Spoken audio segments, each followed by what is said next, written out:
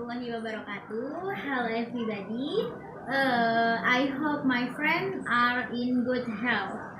Introduce, my name is Herni Nur Ayani. We need to know when we cough and sneezing, there are equality many thousand and millions of germs that we sprinkle. Therefore, it is important for us to apply the ethics of cough and sneezing that are good and right, so that we do not transmit the disease to people around us. As for the ethics of coughing and sneezing in throat,